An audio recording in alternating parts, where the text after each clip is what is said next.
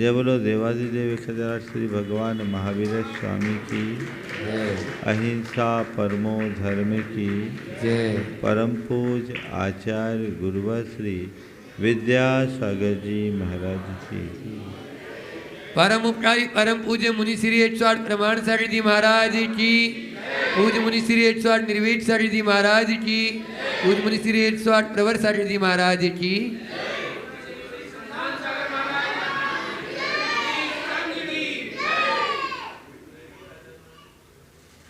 एक नदी के किनारे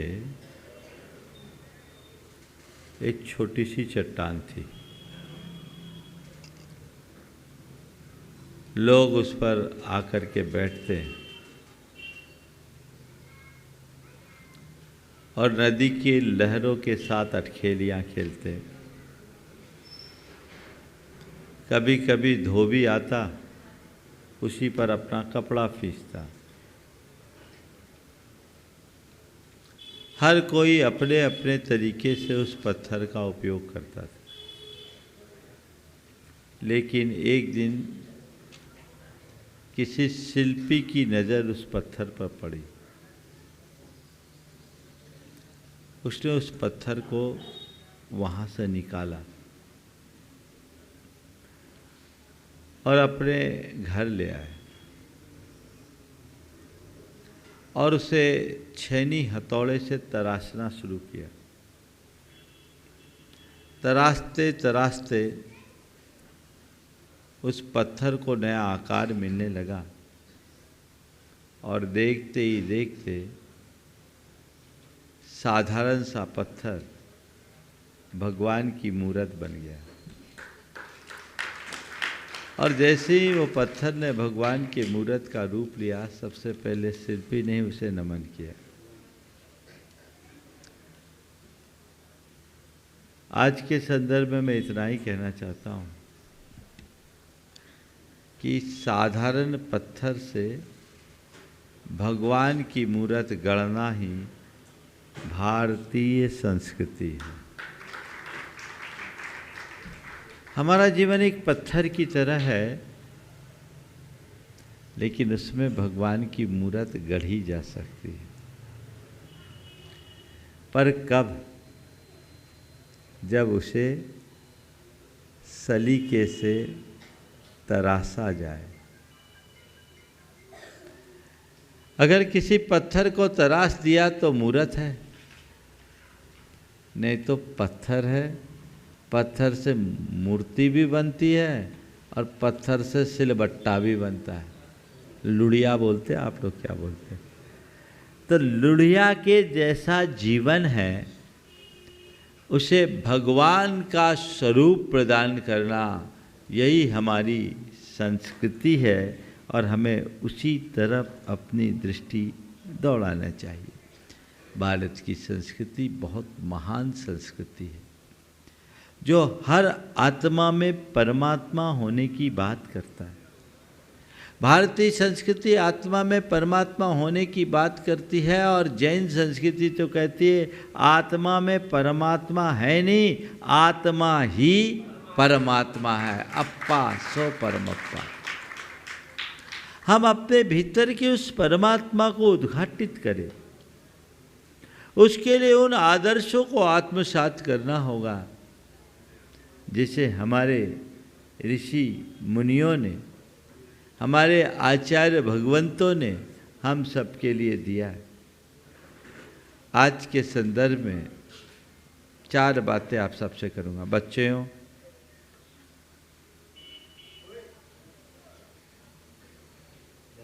मेरी तरफ देख रहे हैं आप लोग? आज कितने अच्छे लग रहे हैं आप, लग रहे हो ना? तो जैसे अच्छे लग रहे हो वैसे अच्छा बनना भी पड़ेगा ना। एकदम शांत हो जाओ, एक दूसरे को छेड़ो मत, एक दूसरे को देखो मत। और भूख लगाई है तो विदा कर दूँ? हाँ, भूख लग गई क्या? नहीं ना? शांति से बैठना है, सुनना है मेरी बात को तो शांति से सुनो। एकदम कोई एक्टिविटी नहीं। ओ पहन लो उसको। हाँ, बच्चों के सामने बड़ी दिक्कत होती है। और सबसे आगे ही बैठे हैं। और आज का दिन भी बच्चों का दिन है, तो सबसे पहले तो मैं बच्चों के लिए बोल दूं अपनी बात को, है ना। एक कहानी सुनाते हैं, तुम लोगों के लिए पहले एक कहानी सुना दे, तुम लोगों को मन लग जाएगा, फिर बड़ों की बात करेंगे, है ना। एक चित्रकार ने एक बच्चे का चित्र बनाया। किसका चित्र बनाया? और वो जो बच्चे का चित्र था बड़ा सुंदर चित्र बना और इतना प्रसिद्ध हुआ कि लोगों ने उस चित्र को भगवान मानकर अपने अपने घरों में जड़वा के रख लिया। लोगों ने उस चित्र को भगवान की तरह पूजा। चित्रकार को उससे बड़ी प्रशंसा मिली, कई अवार्ड मिले कि ऐसा चित्र, अद्भुत चित्र। चित्रकार बूढ़ा हुआ तो उसके मन में एक विचार आया कि मैंने अपने जीवन के प्रारंभिक दिनों में एक चित्र बनाया जो भगवान की तरह पूजा गया।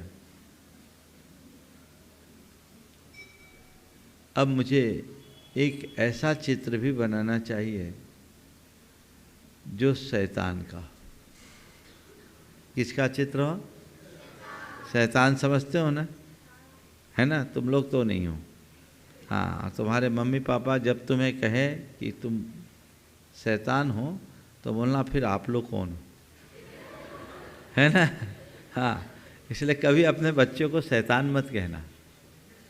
बच्चों को नटखट कह दो, उद्यमी कह दो, चंचल कह दो, उद्दंड कह दो, बहुत सारे शब्द हैं हमारे पास, लेकिन कभी अपने बच्चे को, हाँ, नहीं तो फिर तुम्हें अलग फिर नाम मिल जाएगा, है ना।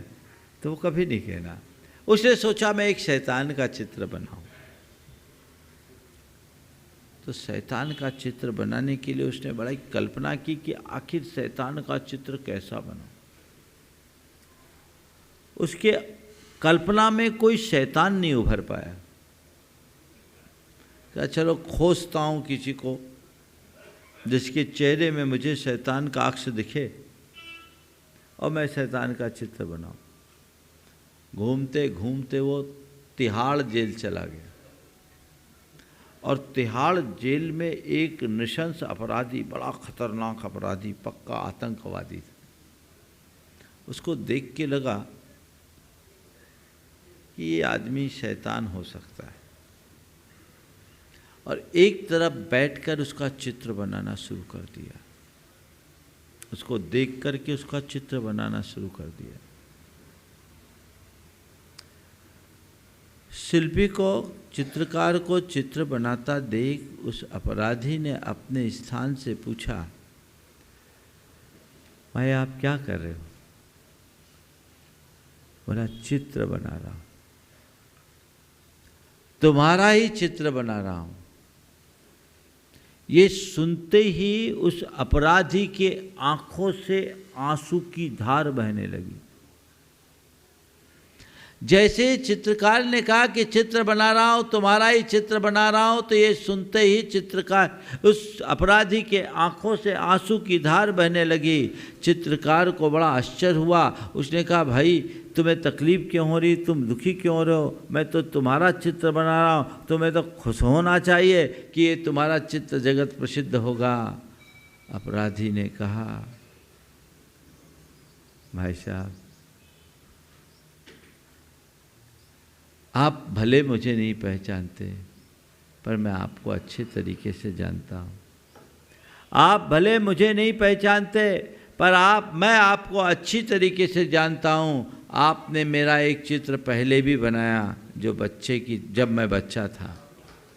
आपने मेरा एक चित्र पहले भी बनाया था जब मैं बच्चा था और वो चित्र लोगों ने भगवान की तरह पूजा।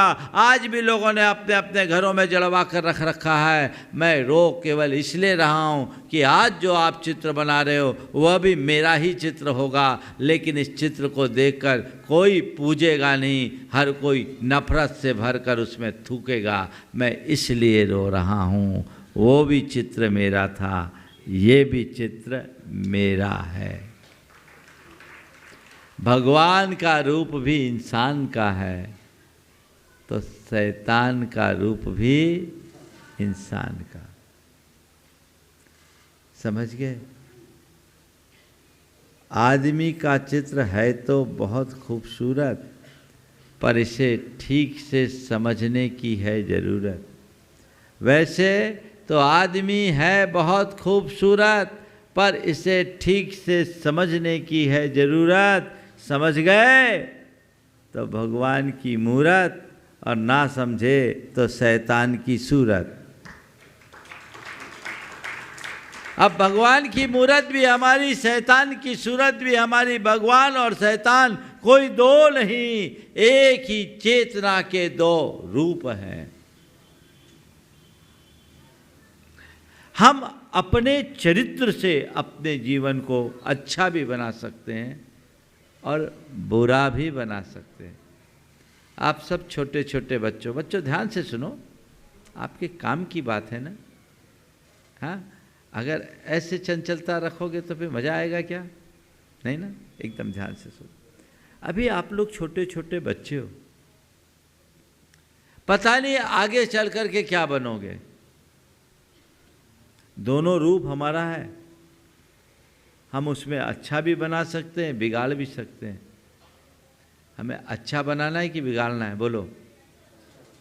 तुम्हारे पास एक कागज़ हो और कागज़ के पन्ने पर सुंदर चित्र भी अंकित कर सकते हैं, बना सकते हैं ना। एक कागज़ का पन्ना, उसमें सुंदर चित्र भी बनाया जा सकता है, और स्याही के दाग धब्बे से उसे गंदा भी बनाया जा सकता है। कागज़ तो कागज़ है ना। कागज़ में जो भी उभरेगा उसके उपयोग पर निर्भर है। ऐसे ही हमारा जीवन कोरा कागज़ है। क्या है? कोरा कागज़। इसको सुंदर चित्र भी बना सकते हो और इसे अपने गंदे आचरण से गंदा भी कर सकते हो। क्या करना है? चित्र बनाना है कि गंदा बनाना है? बोलो जोर से। क्या बनाना है? ठीक, चित्र। लग रहा है कि बच्चे बैठे है ना। तो चित्र बनाने के लिए क्या करना पड़ता है? कभी आप लोगों ने चित्र तो बनाया होगा, ड्राइंग तो करते होंगे। तो चित्र बनाने के लिए क्या करना पड़ता है? कोई भी लाइन कहीं भी खींच दो, चित्र बन जाएगी। तो पेंसिल, रेजर, शॉर्पनर सब रखते हैं, लेकिन लाइन खींचने के पहले कोई स्केल, एक स्केल पर जब लाइन खींचते हैं तो चित्र बनता है। और बिना किसी स्केल के यदवा तदवा बेतरतीब से चाहे जहाँ खींच दें लाइन, तो क्या होगा? बिगड़ जाएगा। तो उसमें एक स्केल होना चाहिए, एक डिसिप्लिन होना चाहिए। मैं भी आप सबसे इतना ही कहना चाहता हूँ, जिसके जीवन का कोई स्केल है, स्केल यानी पैमाना, जिसके जीवन में कोई डिसिप्लिन है, उसके जीवन में सुंदर चित्र बनता है, और जिसमें कोई स्केल नहीं वो विचित्र हो जाता है। समझ गए? डिसिप्लिन चाहिए कि नहीं चाहिए? बोलो। तो आज एक संकल्प लो कि मुझे ये जीवन मिला है, मुझे अपना जीवन सुंदर बनाना है, अच्छा बनाना है, बेहतर बनाना है। मेरे पास संभावनाएं सब है, लेकिन हम उसका प्रयोग क्या कर रहे हैं? अच्छा प्रयोग अच्छा परिणाम देता है, और गलत प्रयोग का दुष्परिणाम आता है। अच्छा प्रयोग करो, अपने जीवन का अच्छा प्रयोग करो। हमारी संस्कृति हमें यही संदेश देती है कि ये मनुष्य जीवन बहुत दुर्लभ जीवन है, तो तुम नर से नारायण बनने का रास्ता चुनो। नर से नारायण बनने का रास्ता चुनो। हम नर से नारायण भी बन सकते हैं, तो नर से नारकी भी बना जाता है। जो गलत ट्रैक पे जाते हैं वे नर से नारकी बन जाते हैं, और जो सही रास्ते पर चलते हैं वो नर से नारायण बनते हैं। तो हमें नर से नारायण बनने का रास्ता चुनना है। ये हमारी संस्कृति है, और उस संस्कृति को आत्मसात करके हम चले। विडंबना ये है कि लोग आज अपनी संस्कृति को ही भूलने लगे हैं, और संस्कृति का स्थान अब संस्कृतियों ने ले लिया, विकृतियों ने ले लिया। संत कहते हैं नहीं, अब संस्कृति से बचो और अपनी सांस्कृतिक निष्ठा को जागृत करते हुए जीवन को आगे बढ़ाने की कोशिश करो। हम ऐसी महान संस्कृति में जन्म लेने वाले लोग हैं, हम ऐसी महान संस्कृति में पलने और बढ़ने वाले लोग हैं जहां आत्मा से परमात्मा की बात की गई है, नर से नारायण होने की बात की गई है। तो ऐसे दुर्लभ मनुष्य जीवन को हम तभी सार्थक बना सकेंगे जब हम उस संस्कृति का अनुपालन करेंगे। 4 बातें आप सबसे कहूँगा: प्रकृति, विकृति, दुष्कृति और संस्कृति। क्या हुआ? प्रकृति, विकृति, दुष्कृति और संस्कृति। क्या है हमारी संस्कृति? भूख लगने पर भोजन करना प्रकृति है। क्या कहा?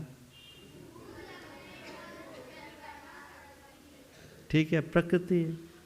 और बिना भूख के भोजन करना विकृति है। ठीक है, थोड़ा गहराई से समझना।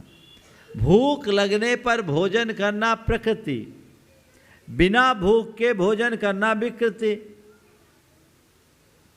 दूसरों की रोटी छीन कर खाना दुष्कृति और भूखों को खिलाकर खाना संस्कृति।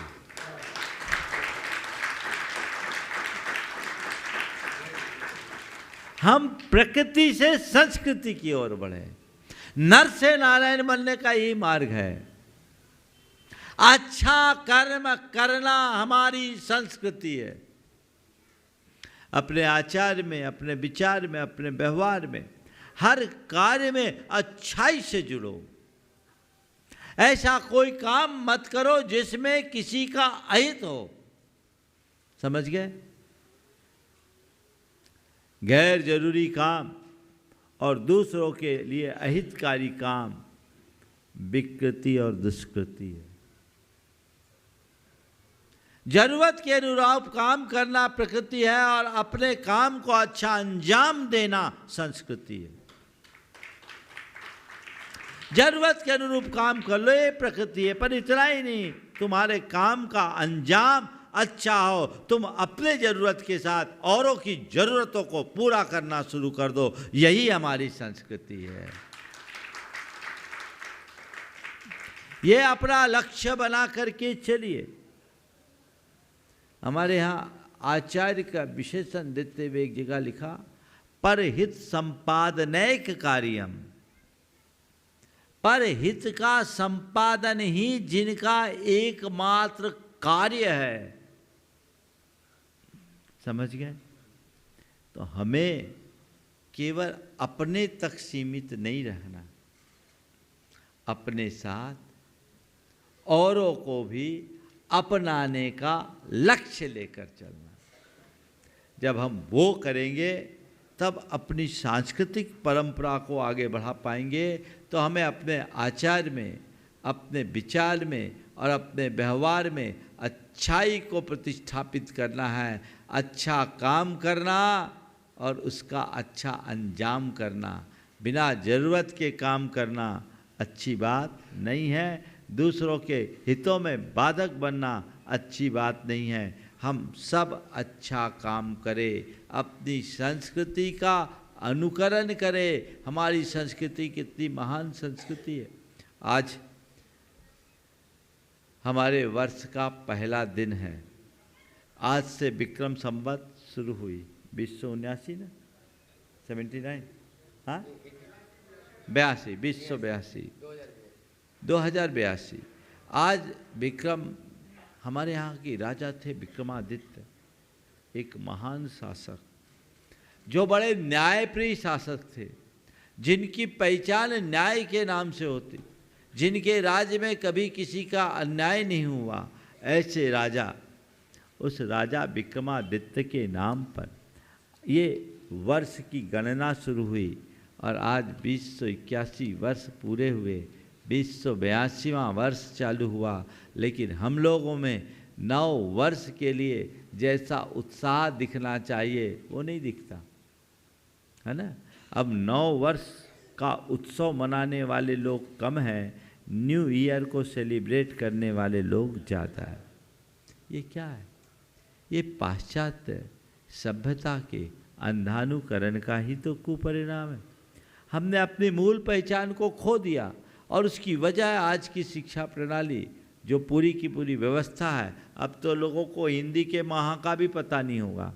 कितने बच्चे हैं, बच्चे क्या बड़े को भी चैत बैसाख जेठ आषाढ़ का पता हो, 12 महीने के नाम पता है क्या? हाँ, देखो एक बच्चे को पता है। हाँ, महाराज जी ने सिखाया, बहुत बढ़िया। हाँ, अच्छा पहले दिन पढ़ाया, बहुत सुंदर, बहुत सुंदर। बेटा बताओ तो, खड़े हो जाओ दोनों। हाँ, चलो जिसको लाइन से याद है वो बोलो। तुम्हें लाइन से याद है? चलो जितने याद है बोलो बोलो बोलो, चैत से बोलो। हाँ हाँ हाँ, आषाढ़, सावन, भादो, हाँ, आश्विन, मार्गशीर्ष, हाँ, फागुन। बहुत सुंदर, बहुत सुंदर। इनके पिताजी को पता नहीं होगा, इसको पता है। बैठ जा बेटा। समझने की बात, हमारी सांस्कृतिक निष्ठा कहाँ जा रही? कई छोटी छोटी बातें हैं जो नोटिस में लेने की है। आज आप किसी भी व्यक्ति के कमीज पर, जैसे आप लोग टी शर्ट बोलते हैं, भारत लिखा नहीं देखोगे, यूएस लिखा मिलेगा, लंदन लिखा मिलेगा और न जाने क्या क्या लिखा मिलेगा। क्यों? पैसे दे के खरीदे हो और विज्ञापन किसका कर रहे हो?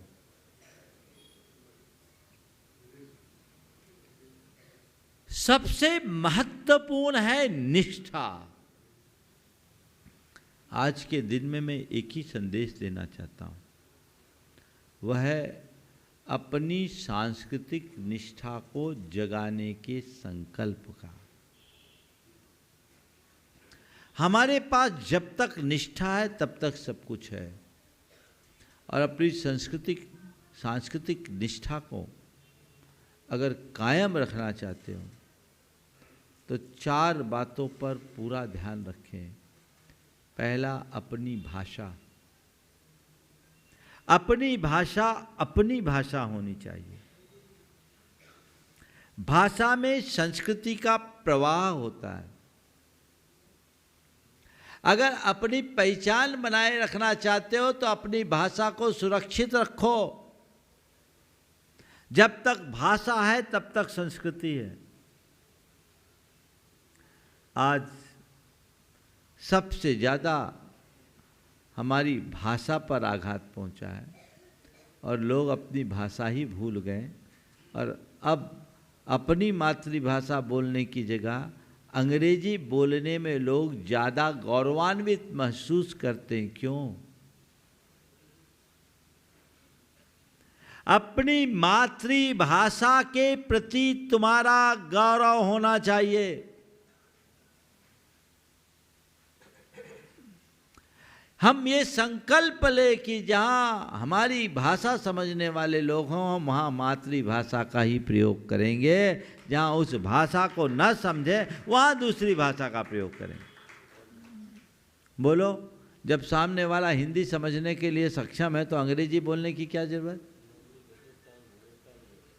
हाँ, नहीं, लेग टच करो। महाराज जी का क्या करो? लेग टच करो। वाह रे वाह,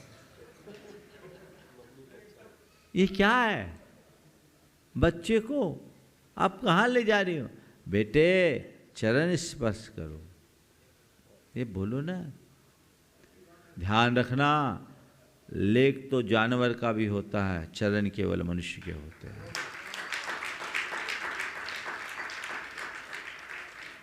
आप कर क्या रहे हो?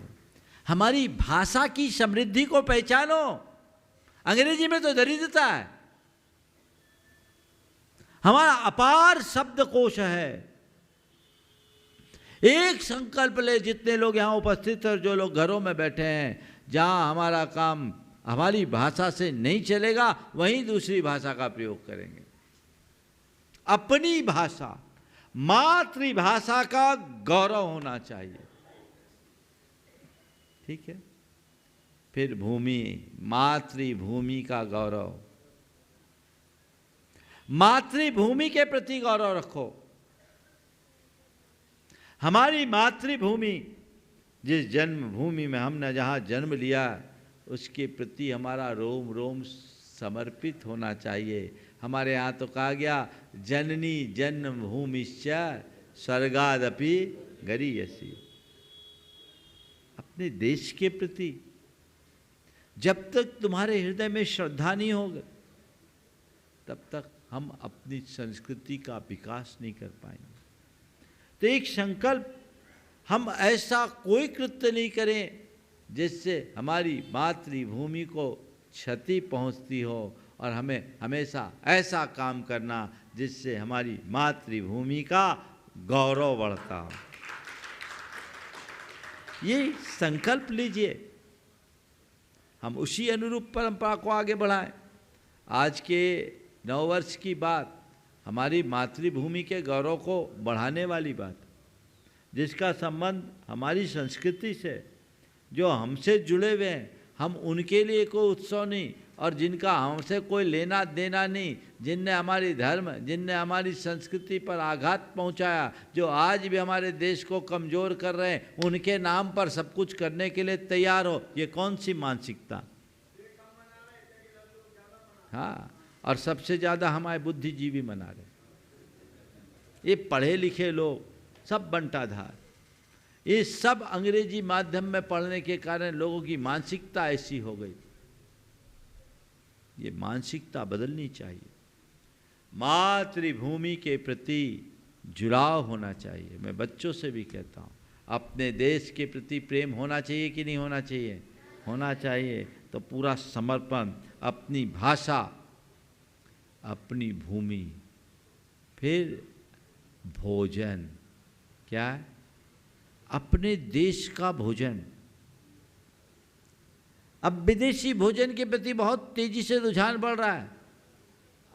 अब तो हमने सुना समोसा कचौड़ी खाने वाले लोग नहीं है, पिज्ज़ा बर्गर वाले लोग ही ज़्यादा हो गए हैं। पिज्ज़ा बर्गर और नूडल्स खाने वाले लोग ज़्यादा हो गए, और बीमारियां ग्रसित कर रही है ना। जितने भी फास्ट फूड है वो हमारे शरीर के अनुकूल नहीं है। पता नहीं आजकल आप लोग क्या क्या खाने लगे, जो पूरे शरीर को बर्बाद कर रहा है। देसी भोजन करो, जो तुम्हारे शरीर को लगेगा। शोध बताते हैं, जहाँ की जैसी जलवायु होती है उसके अनुरूप किया गया खान पान शरीर को लगता है। भारतीय व्यंजन में भारतीयता प्रकट होगी, उसको आप कीजिए। विदेशी आता है, वो कढ़ी चाट के खाता है, उंगली चाटता है ना।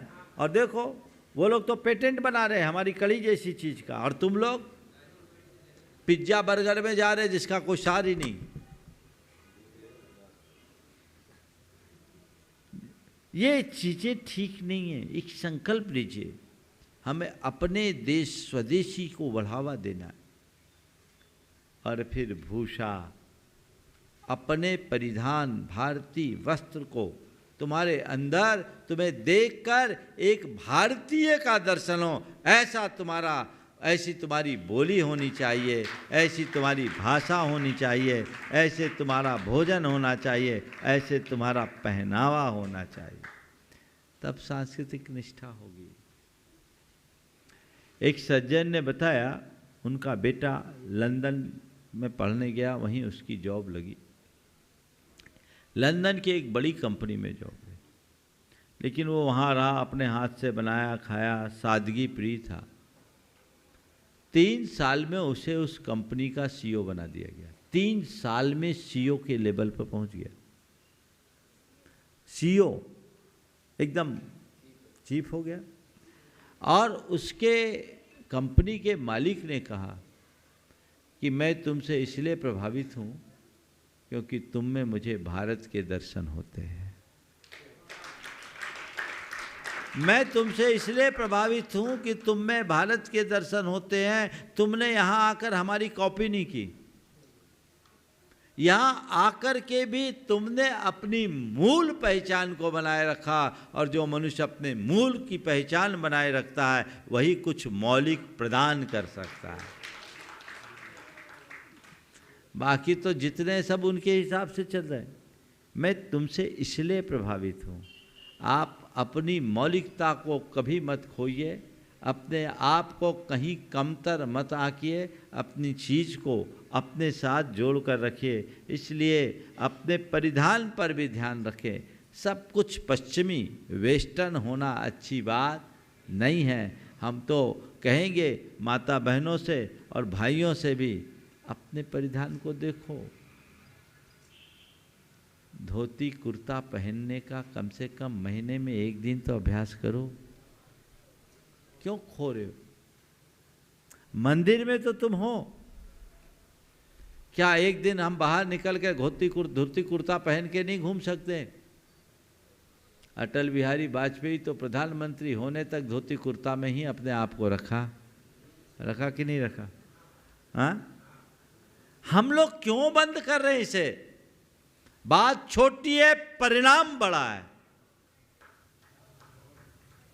अपनी पहचान को बनाए रखने की जिम्मेदारी हमारी है। आज भी दक्षिण में लुंगी वाले लोग मिल जाएंगे, पर उत्तर वाले लोग सब जेंटलमैन बनने लगे। क्यों? वहां मिलेंगे। तो हमें आज ये संकल्प लेना है, नववर्ष के दिन भारतीय संस्कृति को और भारतीयता को सुरक्षित बनाए रखने का। सुनिश्चित उसका सुपरिणाम निकलेगा।